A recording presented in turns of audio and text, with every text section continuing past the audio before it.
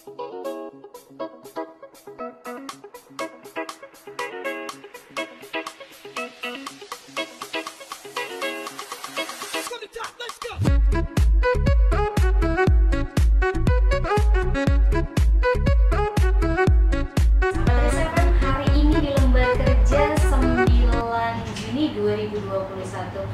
di pukul 15:14 waktu Studio Resa FM, kita kedatangan tamu dari Ikatan Notaris Indonesia Serdang Bedagai dengan Ibu siapa, bisa memperkenalkan diri Bu? Assalamualaikum warahmatullahi wabarakatuh. Waalaikumsalam. Perkenalkan, nama saya Andriania Sengkayan. Saya salah seorang pengurus daerah Ikatan Notaris Indonesia Serdang Bedagai.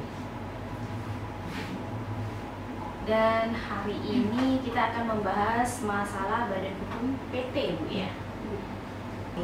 Saya akan sharing sedikit mengenai Badan Hukum Perseroan Terbatas. Jadi di sini saya akan menyampaikan terlebih dahulu untuk dasar hukumnya, dan ini memang perkembangannya banyak aturan-aturan baru yang mungkin juga masyarakat perlu tahu untuk perkembangan atau pengaturan tentang Badan Hukum PT. Yang pertama yaitu Undang-Undang Nomor 40 Tahun 2007 tentang Perseroan Terbatas. Undang-undang ini baru saja dirubah dengan Undang-Undang Nomor 11 Tahun 2020 tentang Undang-Undang Cipta Kerja. Khusus mengenai Badan Hukum PT dirubah pada bagian kelima pasal 109 Undang-Undang Cipta Kerja. Kemudian ada aturan baru juga, yaitu Permenkumham Nomor 21 Tahun 2001 tentang syarat dan tata cara pendaftaran, pendirian, perubahan dan pembubaran Badan Hukum Perseroan Terbatas. Mencoba menyambungkan saja, karena Badan Hukum PT merupakan badan usaha, tentunya akan dilanjutkan dengan proses izin-izin. Dan ini masyarakat perlu tahu izin-izin apa aja yang perlu dilanjutkan untuk memenuhi legalitas badan usaha PT mereka. Kemudian berdasarkan Undang-Undang Nomor 40 Tahun 2007 yang telah dirubah dengan Undang-Undang Cipta Kerja Nomor 11 Tahun 2021, perseroan terbatas sekarang terdiri atas dua. Yang pertama yaitu PT Persekutuan Modal, yaitu badan hukum persekutuan modal yang didirikan berdasarkan perjanjian dan melakukan kegiatan usaha dengan modal dasar yang seluruhnya terbagi dalam saham. Nah, untuk jenis badan hukum ini yang selama ini sudah dijalankan dan masyarakat juga sudah sangat tahu. Kemudian yang baru yaitu PT Persorangan, yaitu PT yang memenuhi kriteria untuk usaha mikro dan kecil sebagaimana diatur di dalam peraturan perundangan mengenai usaha mikro kecil. Dan pada kesempatan ini saya hanya membatasi untuk membahas persekutuan modal. Kenapa? Karena untuk PT Persekutuan Modal ini berkaitan dengan kewenangan atau tugas kami sebagai notaris, di mana di pasal 109 ayat 2 yang merubah bunyi pasal 7 Undang-Undang PT Nomor 40 Tahun 2007, di situ disebutkan bahwa perseroan terbatas didirikan oleh 2 orang atau lebih dengan akta notaris yang dibuat dalam bahasa Indonesia. Jadi kita membatasi untuk pembahasan mengenai PT Persekutuan Modal. Syarat-syarat pendirian PT itu seperti apa gitu ya Bu ya? Iya. Oke. Baik. Adalah untuk pendirian Badan Hukum PT Persekutuan Modal. Dan seperti diketahui sekarang untuk pendiriannya sudah sangat mudah, kemudian secara online dan tidak butuh waktu lama untuk sudah bisa online. Ya, melalui online dan tidak butuh waktu lama untuk bisa mendirikan suatu badan hukum perseroan terbatas. Adapun mungkin yang perlu diperhatikan bagi masyarakat ataupun calon pendiri badan hukum PT, yaitu yang pertama menentukan nama. Jadi nama untuk perusahaan itu sendiri. Ya, jadi untuk nama perseroan terbatas kan tidak boleh sama.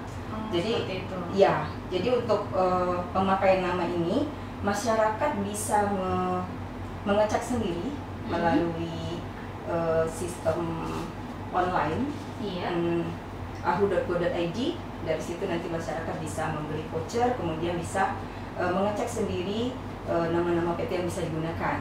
Tetapi kalau ingin menggunakan jasa notaris juga boleh, notaris akan membantu untuk mengecek dan memesan nama PT yang diinginkan oleh si pendiri PT tersebut, oleh si calon pendiri melalui akun online notaris. Oh, seperti itu. Iya. Jadi selain kita bisa langsung ke Online.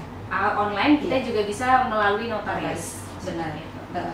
Dan untuk minimal 3 suku kata. Kemudian nama tersebut juga tidak boleh bertentangan dengan norma sosial, keagamaan gitu.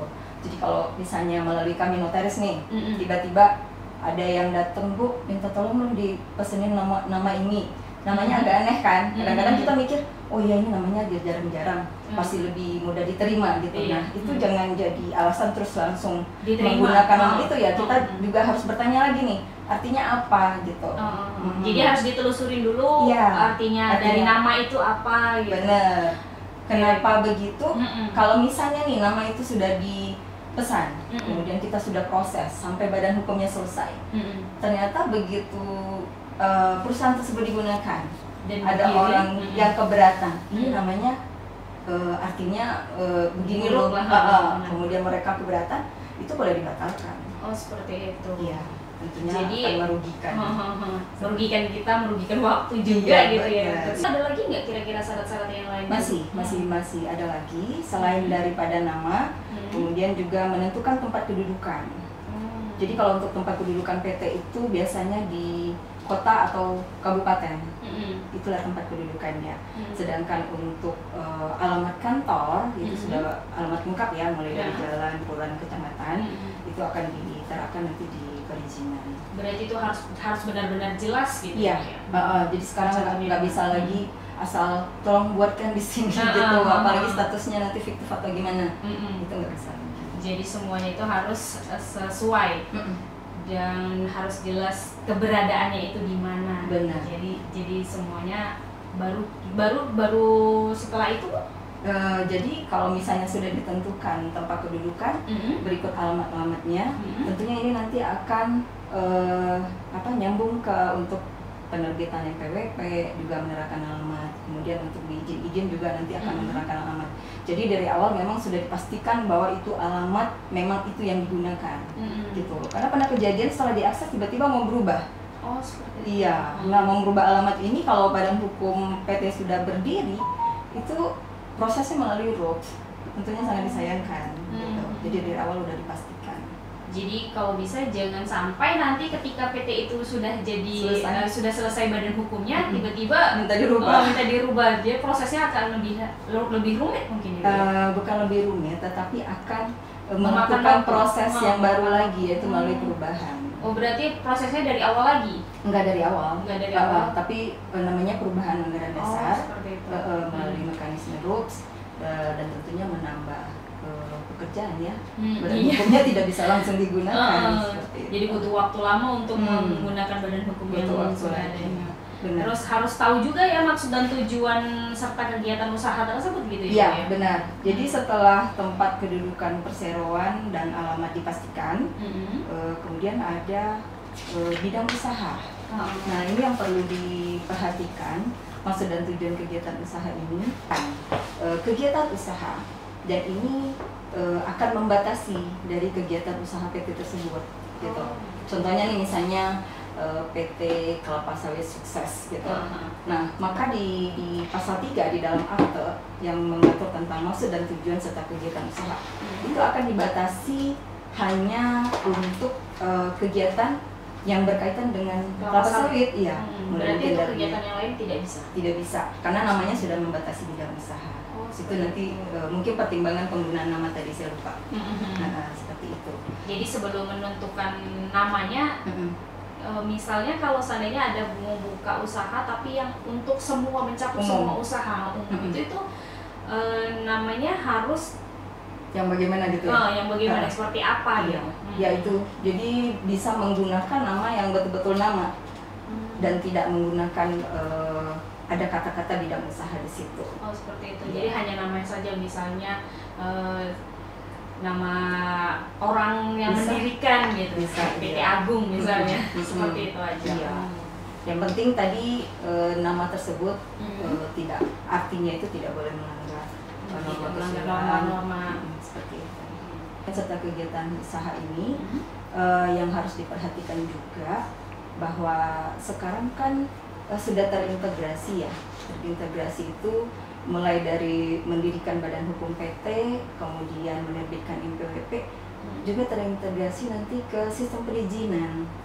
Nah, sistem perizinan itu diatur di ketentuan ini yang terbaru ya Mbak ya, ketentuan peraturan pemerintah nomor 5 tahun 2021 tentang penyelenggaraan perizinan berusaha berbasis resiko. Jadi bagi calon pendiri PT ini harus menjadi pertimbangan.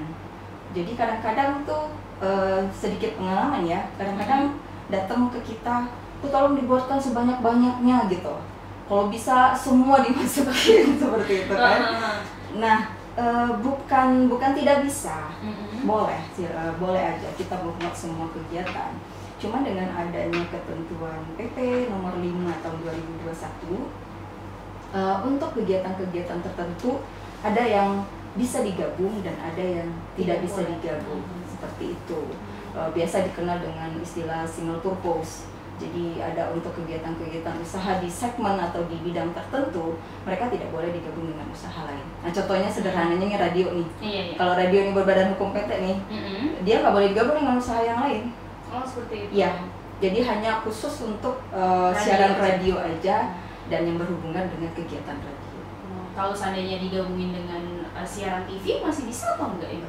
Siaran TV walaupun hampir sama ya, tapi tetap nggak boleh. Karena izinnya itu PT untuk radio. Iya, benar. Nah, itu yang menjadi pertimbangan juga. Tetapi bukan berarti juga sangat dibatasi, juga tidak. Jadi masyarakat mungkin yang punya usaha umum, apalagi kalau perdagangan ya. Kalau perdagangan sih lebih banyak pilihan yang boleh dimasukkan ke dalam badan hukum, seperti itu. Terus ada juga badan hukum, bukan badan hukum, ada juga bidang usaha konstruksi, itu bisa digabung juga gitu.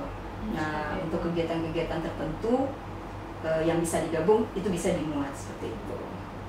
Nah, kalau ngomongin soal tadi kan Ibu sudah menjelaskan tentang perizinan. Biasanya nih kalau orang mau mendirikan sebuah PT itu kan pasti ada range pembiayaannya atau modal-modal yang berapakah yang harus yang diperlukan itu minimal modal berapa kira-kira? Iya. Jadi kalau untuk modal itu di anggaran dasar ya biasa diatur di pasal 4. Ada 2 jenis modal. Jadi yang pertama itu modal dasar. Kalau sesuai ketentuan Undang-Undang Nomor 40 Tahun 2007 itu masih sama. Modal dasar minimal 50 juta rupiah.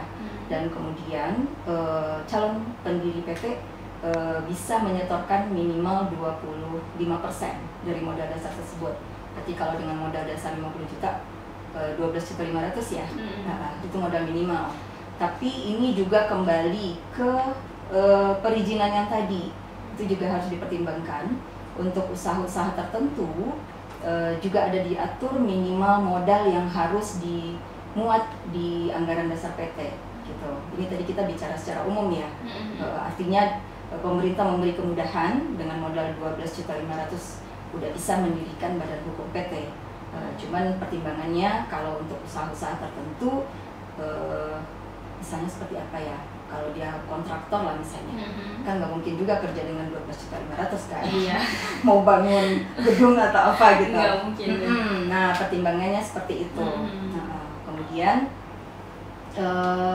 setelah menentukan besarnya modal setor yang tadi minimal 25%, kalau misalnya pendiri juga mau menyetorkan 100% sebesar modal dasar itu juga boleh. Jadi kalau misalnya dia mau buat modal dasar 50 juta, kemudian dia setor 50 juta, itu juga boleh. Nah, untuk modal setor tadi yang sudah ditentukan, harus diketahui juga oleh para pendiri bahwa bukti setornya nanti itu harus diserahkan ke notaris. Oh, seperti itu. Jadi kami ada kewajiban untuk menyampaikan bukti setor melalui upload ke sistem Aho online dari akun kami, bahwa ini perseroannya sudah berdiri, sudah punya NPWP, sudah punya izin-izin, sehingga mereka bisa membuka akun atau rekening di bank, dan kemudian mereka menyetorkan untuk pertama kali modal setor tersebut. Ya, jadi nanti kalau mereka misalnya udah selesai, mereka kasih ke kami slip setor ataupun bukti setornya, dan kami melalui akun di Anggo Online akan mengupload dan itu akan dicatatkan di sana. Dan apabila ada yang tidak menyetorkan bukti setor modal ini, tentunya ada sanksi yang diberikan sama si pemilik PT-nya tadi. Sama perusahaan tersebut. Jadi dari Kemenkumham itu next mereka kan berjalan nih. Kalau seandainya akan melakukan perubahan, tentu kembali ke notaris, dan pada waktu akan melakukan pelaporan perubahan anggaran dasar tersebut itu diblok gitu. Jadi atas nama perusahaan tersebut diblok dan tidak bisa kita akses sampai menyerahkan bukti setor yang tadi yang bukti setor modal itu untuk pendirian. Perseroan terbatas ini didirikan oleh minimal 2 orang pemegang saham. Benar, pemegang saham. Dalam hal pemegang sahamnya suami istri, nah itu harus ada satu lagi pemegang saham. Kenapa? Suami istri kan hukum perkawinan itu kan hartanya sama, jadi dihitung masih sebagai satu pemegang saham. Makanya harus ada pemegang saham yang lain untuk ikut di dalam perseroan tersebut. Tapi bisa juga kalau seandainya hanya suami istri, kalau mereka ada perjanjian kawin atau pisah harta, itu dibolehkan. Seperti itu. Kalau seandainya pemegang sahamnya itu dia bersaudara, itu bisa juga. Boleh. Kalau tadi kan suami istri dia harus ada surat keterangan kayak pisah harta tadi gitu kan. Nah kalau seandainya dia satu keluarga itu misalnya anak beranak gitu ya kan, itu bisa tetap bisa dikatakan pemilik saham yang berbeda. Boleh. Boleh. Jadi ada juga kan perusahaan keluarga banyak ya. Jadi pemegang sahamnya itu mulai dari orang tua, anak-anak ya, sampai ke cucu juga kadang ya, itu boleh. Oh itu diperbolehkan seperti itu. Perseroan yang didirikan 2 orang atau lebih, ketentuannya ini tidak berlaku untuk perseorangan atau CP. CP biasanya ya perseorangan. Kalau CV beda konsep. Oh beda konsep. Dia badan usaha juga, tetapi tidak berbadan hukum. Oh seperti itu. Ya, pengaturannya beda lagi. Berlaku untuk perseroan terbatas yang sahamnya dimiliki oleh negara. Biasanya itu kita kenal kayak BUMN ya. Biasanya pemegang sahamnya itu pemerintah Republik Indonesia satu-satunya, atau badan usaha milik daerah nih, juga itu boleh satu-satunya pemegang saham di situ, mungkin pemerintah kabupaten, pemerintah provinsi atau pemerintah kota, itu juga dibolehkan. Kemudian ada usaha yang mengelola bursa efek, kemudian perseroan yang memenuhi kriteria untuk usaha mikro dan kecil. Nah ini tidak berlaku ketentuan perseroan didirikan oleh 2 orang atau lebih. Pemegang saham perseroan tidak bertanggung jawab secara pribadi untuk atas perikatan yang dibuat atas nama ya. Kalau ini sih mungkin pertimbangan ya atau keuntungan dari para pendiri PT. Kenapa mereka harus mendirikan PT itu, yaitu harta pribadi lebih terlindungi ya, karena pemegang saham perseroan tidak bertanggung jawab secara pribadi atas perikatan yang dibuat atas nama perseroan, dan tidak bertanggung jawab atas kerugian perseroan melebihi saham yang dimiliki. Itu untuk kepemilikan modal di dalam PT.